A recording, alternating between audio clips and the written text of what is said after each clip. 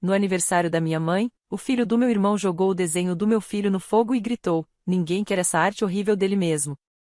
Todos riram. Naquela noite, meu pai mandou uma mensagem: "Você está deixando tudo desconfortável. Melhor pular o Natal." Eu respondi: "Assim como o financiamento." À 1 hora da manhã, meu telefone estava derretendo. 27 chamadas perdidas. Do lado deles, nada estava bonito. O aniversário de 70 anos da minha mãe deveria ser uma celebração, mas desde o momento em que Jaime e eu entramos na casa, eu senti aquela mudança estranha de energia, como se fossemos apenas ruído de fundo na nossa própria família. Eles já estavam todos lá. Minha irmã triste, o marido dela, os filhos deles, meus pais, todos sorrindo demais, bebendo rápido demais, falando alto demais. Eu conhecia bem aquele tipo de energia. Não era calor. Era tensão embrulhada em balões de festa.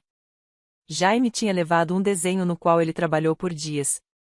Uma cena de floresta com cervos minúsculos sob um céu cheio de estrelas. Ele até usou glitter, coisa que normalmente detestava, só porque disse que a vovó talvez gostasse. Eu não tive coragem de dizer que ela não ligaria. Ele entregou o desenho com as 2 mãos. Ela mal olhou antes de colocá-lo de lado, como se fosse propaganda de supermercado. Nem disse nada. Eu já estava aprendendo a respiração quando tudo aconteceu. Caleb, o filho de 12 anos da Trish, pegou o desenho, olhou por 2 segundos, amassou em uma bola e o jogou na lareira. As chamas o engoliram rapidamente.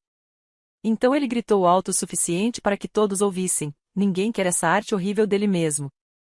E então começou a risada. Não das crianças, mas dos adultos.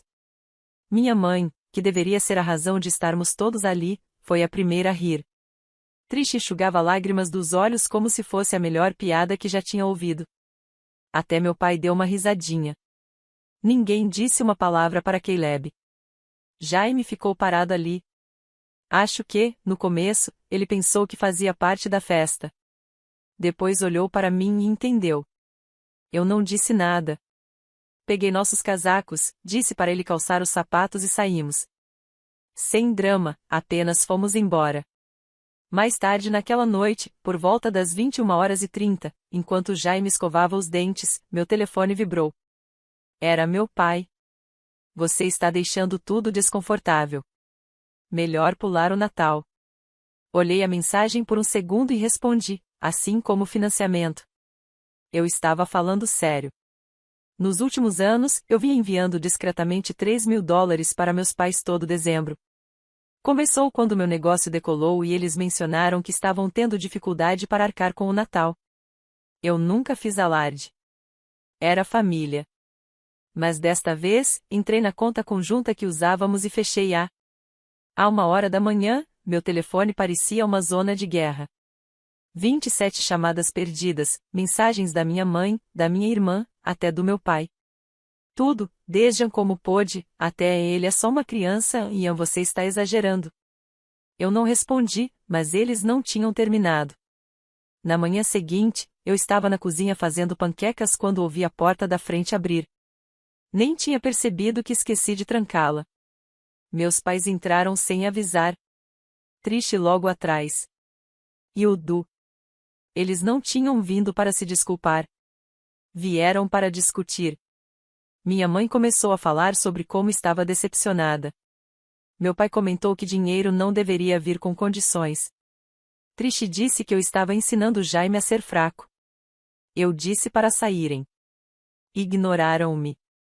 Então Caleb passou por mim de novo, indo direto em direção a Jaime, e disse algo sobre o desenho. Jaime recuou rápido, escorregou no tapete e caiu no chão com força. O cotovelo dele ralou e sangrou. Ele tentou não chorar, mas eu podia ver as lágrimas. Foi o suficiente. Me virei para eles e disse para saírem. Todos, agora. Tentaram se justificar. Disseram que não foi intencional, que foi um acidente, que Caleb só estava brincando. Eu não liguei. Fechei a porta atrás deles e tranquei. Aquele foi apenas o começo. Achei que tinha acabado quando tranquei a porta. Mas, aparentemente, na minha família, ser mandado sair de casa depois que seu neto é empurrado e sua filha diz que já chega ainda não é sério bastante. Começou na manhã seguinte. Mensagem da minha mãe. Daquelas que mais pareciam tentativa de controlar os danos do que preocupação de verdade. Não vamos transformar isso em algo maior do que precisa ser. Estávamos todos apenas brincando. Glória, não leve tudo tão pessoalmente.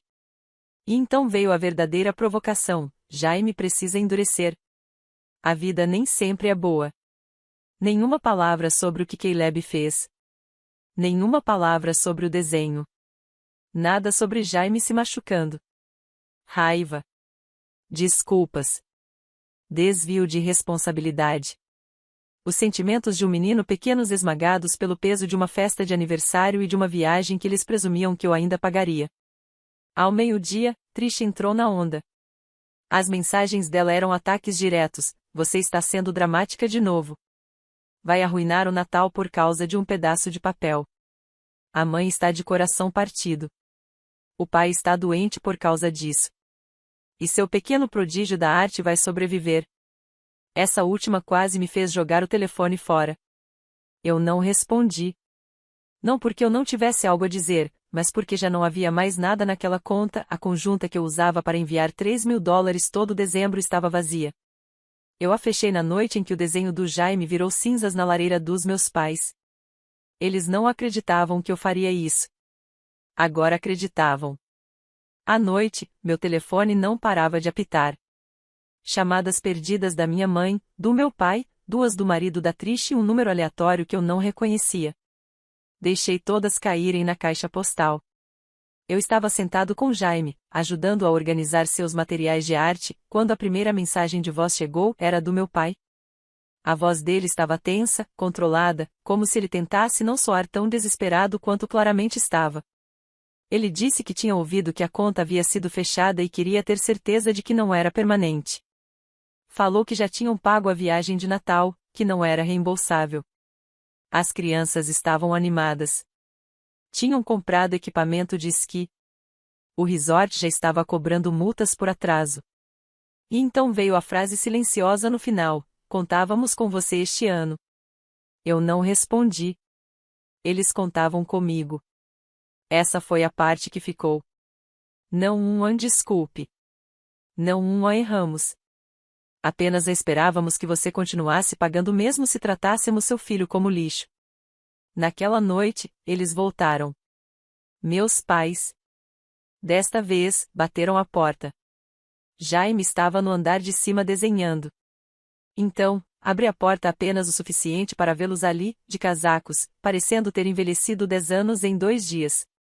Meu pai começou com só queremos conversar. Minha mãe continuou: não percebemos o quanto você ficou chateada. Deixei-os entrar, principalmente porque queria ouvir qual versão da história eles estavam contando a si mesmos. Não era um pedido de desculpas, nem perto disso.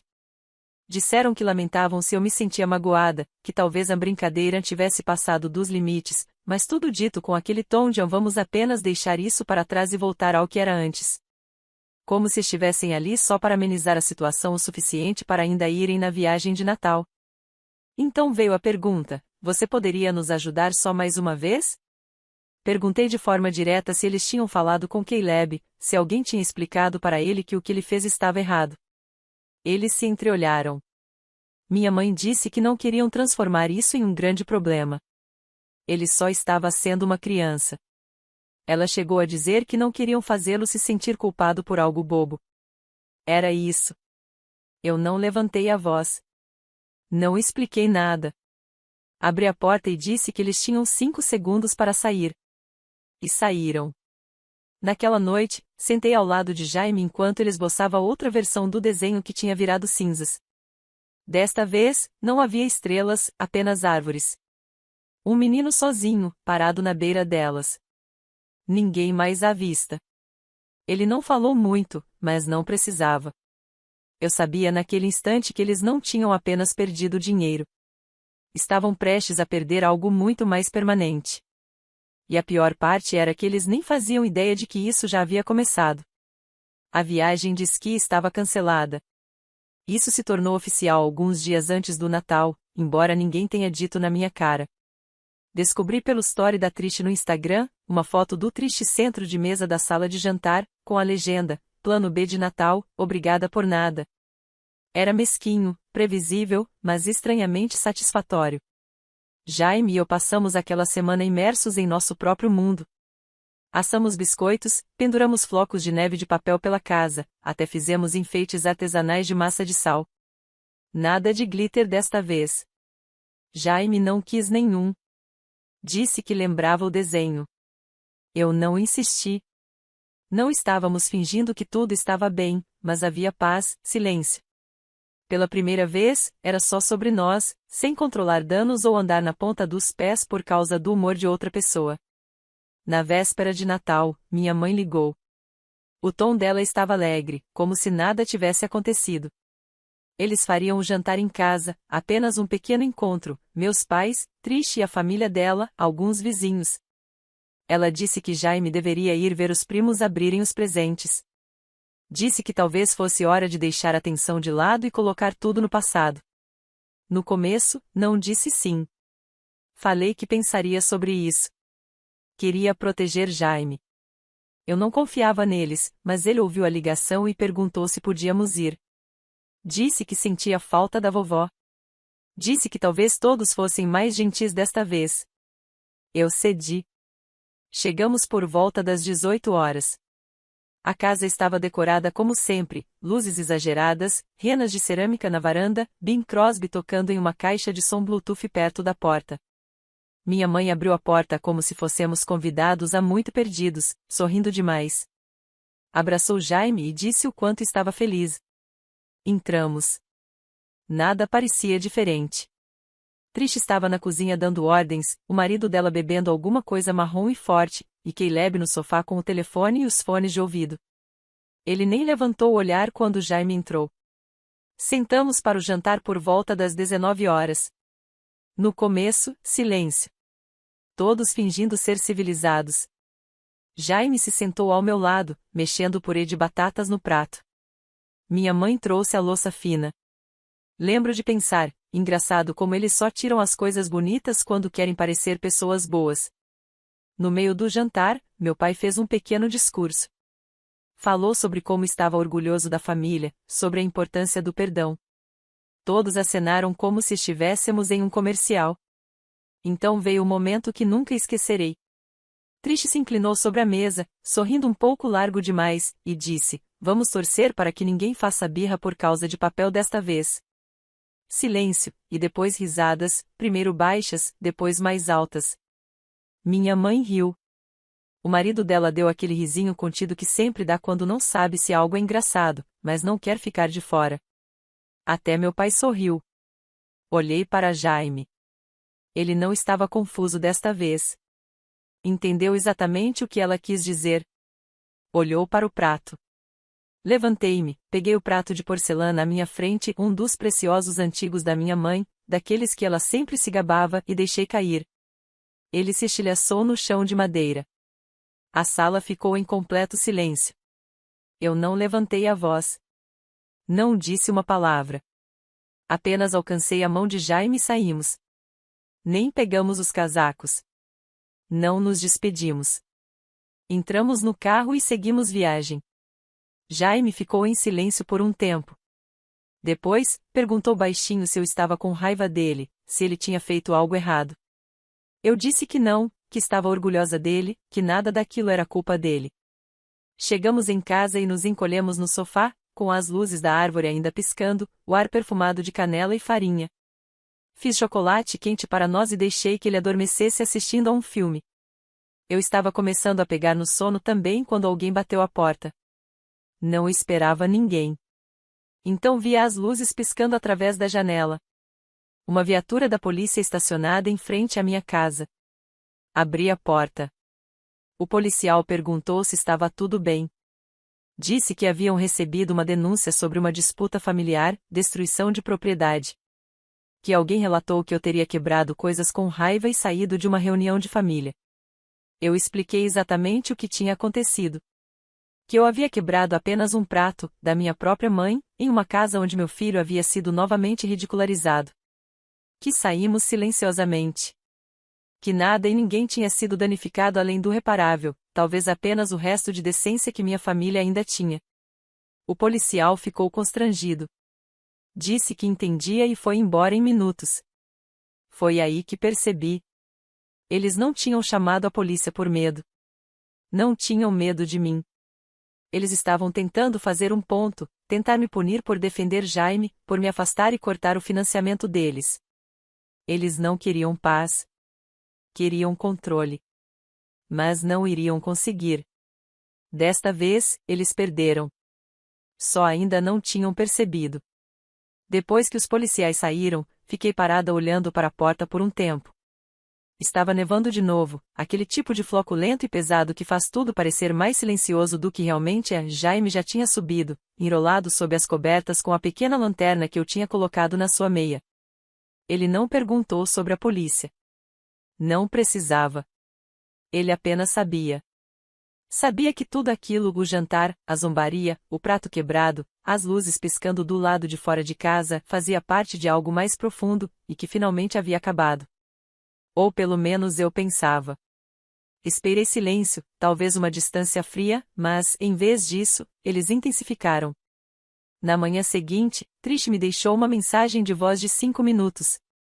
Nem me dei ao trabalho de ouvir. Só ver o nome dela na tela já me revirava o estômago. Depois veio uma mensagem da minha mãe: então, este é o exemplo que você está dando para seu filho? Eu não respondi.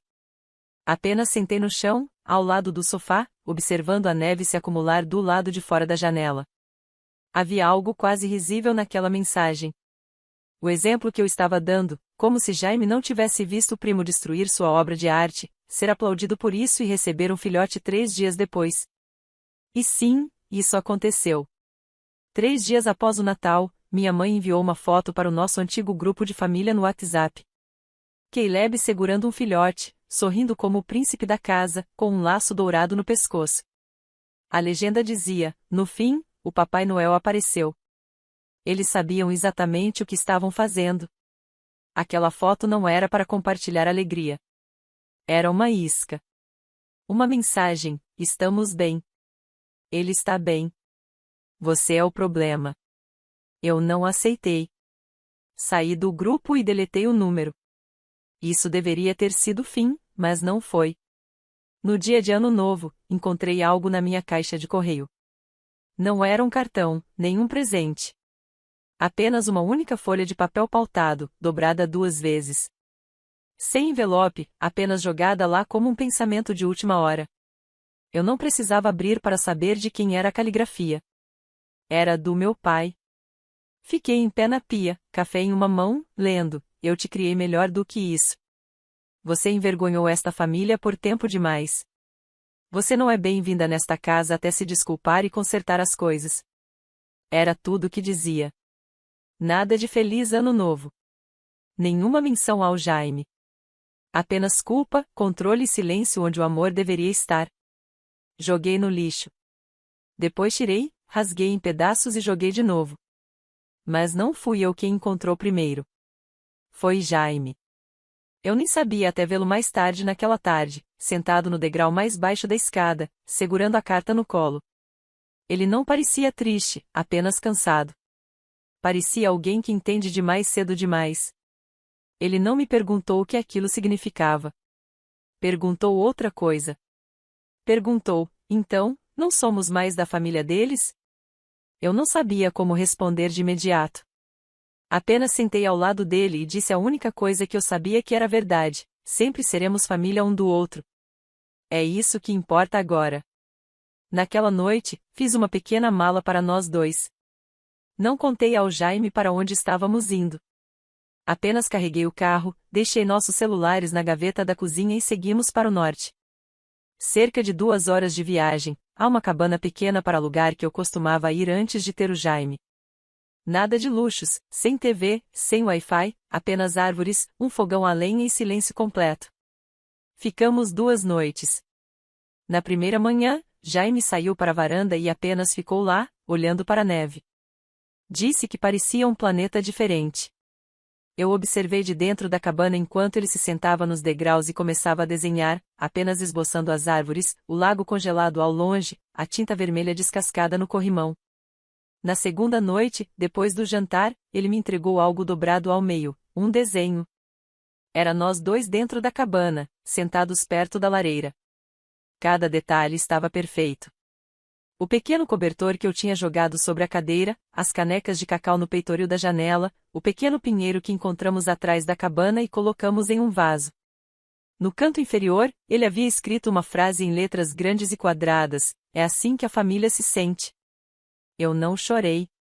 Apenas dobrei cuidadosamente, guardei no bolso da frente da minha carteira e segurei como se fosse mais valioso do que qualquer coisa que eu já tivesse possuído. Na manhã seguinte, antes de partirmos, Jaime perguntou se algum dia voltaríamos à casa da vovó e do vovô. Eu disse a verdade: não, a menos que eles mudem. Ele assentiu e voltou a desenhar as árvores congeladas. Naquele momento eu soube. Não precisava da aprovação deles, dos convites, das cartas fingindo ser ultimatos. Eu tinha o que importava, e não ia abrir mão disso por nada. O silêncio em janeiro era mais alto do que o caos que veio antes. Sem mais chamadas, sem mensagens, sem fotos passivo-agressivas. Por quase 2 semanas, era como se não existíssemos para eles. E talvez isso devesse trazer alívio, mas não trouxe. Não completamente. A casa estava em paz. Claro. Jaime voltou a desenhar, a dormir bem, a rir mais. Mas havia uma dor silenciosa dentro de mim, como um hematoma que eu não podia ver, mas que continuava a pressionar de qualquer jeito. Não era saudade. Era assunto pendente. Havia algo na forma como tudo terminou, a polícia, a carta, os jogos de culpa, que faziam parecer que a porta tinha se fechado com força, mas eu na verdade não tinha trancado. E uma parte de mim, uma parte que eu odiava, ainda precisava tentar mais uma vez. Não por eles, por mim. Eu não queria carregar isso pelo resto do ano. Não queria me perguntar, daqui a 10 anos, se havia algo mais que eu poderia ter feito. Então, em uma tarde tranquila de sábado, tomei uma decisão que nunca pensei que tomaria de novo. Fomos até a casa deles. Jaime não perguntou o motivo. Apenas pegou alguns lápis em seu caderno de desenho e entrou no carro. Essa era a característica dele, sempre sabia quando algo importava mais do que eu queria admitir. Tinha nevado naquela manhã. Não muito, apenas o suficiente para cobrir as calçadas e deixar as árvores prateadas. A entrada da casa deles estava parcialmente limpa, como se alguém tivesse começado a remover a neve e desistido no meio do caminho. Quando bati à porta, esperava hesitação, uma pausa, talvez um olhar de surpresa, mas minha mãe abriu como se eu fosse uma vizinha entregando um pacote. Sem abraço, sem olá, apenas um seco e cortante entre. Entramos. Tudo parecia igual. As mesmas velas na lareira, as mesmas fotos na parede, o mesmo silêncio pesado pairando no ar. Meu pai estava na poltrona reclinável, óculos no rosto, segurando um livro que claramente não estava lendo. Ele olhou para mim, depois recuou. Triste não estava lá. Pela primeira vez, fiquei aliviada. Mantive a conversa curta. Disse que tinha vindo porque não queria sair de lá me perguntando se tinha feito tudo o que podia. Que eu não estava ali para brigar. Estava ali para fazer uma pergunta: vocês acham que o que aconteceu com o Jaime foi certo? Minha mãe sentou-se devagar na beira do sofá, como se já estivesse exausta só de me ver. Então disse: crianças brigam. É o que elas fazem. Caleb não quis machucar ninguém.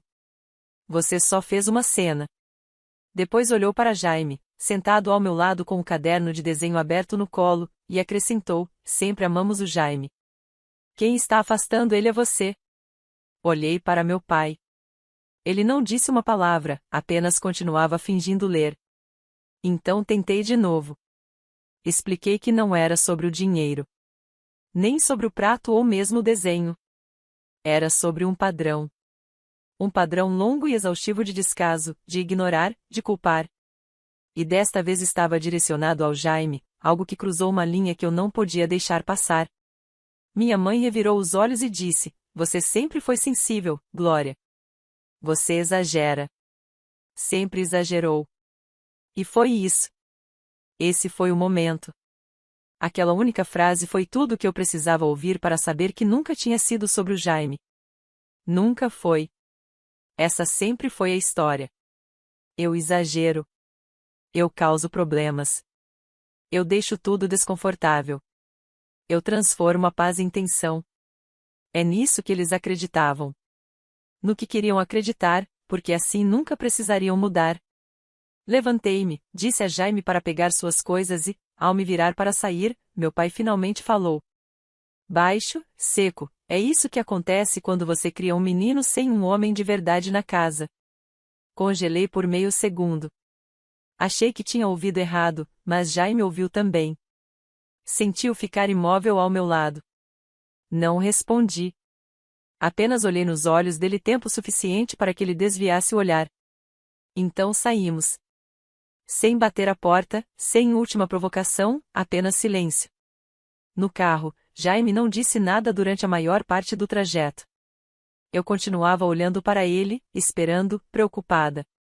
Mas, quando chegamos na nossa entrada, ele olhou para mim e disse algo que jamais esquecerei: acho que eles não sabem como ficar tristes pelos outros, só por eles mesmos. Não era algo que eu jamais tivesse dito a ele, mas de alguma forma ele percebeu. Naquela noite, depois do jantar, ele me entregou um novo desenho. Um menino e sua mãe caminhando por uma estrada coberta de neve, uma casa alta ao fundo sem luzes acesas, e uma frase escrita em letras blocadas cuidadosamente no topo: algumas portas não se abrem do jeito certo. Pendurei-o na geladeira, não como lembrança da dor, mas como prova de que meu filho vê o que eu vejo, que ele entende mais do que eles jamais lhe deram crédito. E aquela porta que fechei atrás de nós naquele dia, não é uma que eu tentarei abrir novamente. Janeiro passou e a vida continuou como sempre. A neve do lado de fora começou a derreter em manchas, suja e irregular, como se até o inverno estivesse cansado de resistir. Jaime se acomodou na escola. Eu me afundei no trabalho. Fazíamos café da manhã juntos na maioria das manhãs. Às vezes waffles, às vezes apenas torradas e maçãs. E, aos poucos, a casa começou a voltar a se sentir normal. Mas ainda havia algo sob a superfície. Não exatamente raiva, nem tristeza, mas como o eco de algo que antes era alto e constante. Agora apenas quieto, mas não desaparecido. Esse tipo de silêncio não se resolve da noite para o dia. Não tínhamos ouvido uma única palavra deles desde o dia em que saí de casa deles com a mão do Jaime na minha. Nenhum contato, nenhuma mensagem, nem mesmo uma indireta cheia de culpa. Nada. Era estranho. Eu me preparei para outra explosão, uma nova onda de culpas, talvez até uma visita surpresa. Mas eles escolheram algo pior, nos apagaram. E, por um tempo, aquele vazio ficou em mim como um cômodo que ninguém jamais entra. Cheio de coisas que eu não queria tocar, mas também não podia jogar fora. Então, no começo de fevereiro, um número que eu não reconhecia apareceu no meu telefone. Mensagem de voz. Era triste. A voz dela estava calma, como se não tivéssemos acabado de pôr fogo na nossa família 3 semanas atrás. Ela disse que tinha ouvido que estávamos bem, seja lá o que isso significava, que Caleb sentia falta do Jaime, e que talvez as crianças pudessem ao menos se ver pelo bem delas. Disse que não havia razão para continuar punindo todos por um mal-entendido. Não terminei de ouvir a mensagem. Deletei e bloqueei o número porque a verdade é que Jaime não sente falta do Caleb. Ele sente falta de ter primos que não o tratassem como personagem secundário da própria história. Sente falta de ter uma avó que olhasse para sua arte como se ela importasse.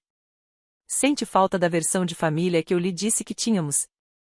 A versão que tentei proteger até que se despedaçou no chão com aquele prato. Ele não fala muito sobre tudo isso, mas a forma como desenha diz tudo. Semana passada, ele me entregou um novo esboço. Uma fileira de casas à noite, a neve nos telhados, todas as janelas apagadas, exceto uma. A nossa, brilhando dourada por dentro. Perguntei a ele por que apenas a nossa estava acesa. Ele disse, porque é a que está quentinha. Não chorei. Apenas beijei o topo da sua cabeça e colei o desenho na geladeira. Na mesma noite, abri a gaveta debaixo do meu criado mudo e encontrei a velha foto de família do último Natal. Aquela com todos nós usando suéteres combinando, braços entrelaçados, sorrisos largos. Fiquei olhando por muito tempo. Depois, deslizei de volta, com a face virada para baixo. Não por ódio, nem por dor, apenas por clareza. Porque finalmente entendi. Eu não perdi uma família. Eu perdi uma performance. A diferença entre o que eles mostravam para o mundo e como nos tratavam quando ninguém estava olhando. Esse espaço sempre existiu. Eu apenas continuava a pisar nele, esperando que encolhesse. Esperando que o amor o preenchesse. Mas o amor verdadeiro não vem com regras, condições ou boletins de ocorrência. O amor verdadeiro é estar ao lado do seu filho mesmo quando o ambiente se volta contra você. É ir embora mesmo com as mãos trêmulas. É recomeçar com menos barulho, menos pessoas, mas com mais verdade. Agora nossa casa é silenciosa, mas cheia. Não há sorrisos forçados, nem convites falsos, apenas eu e Jaime aprendendo o que a paz realmente soa. Não sei se eles algum dia vão mudar.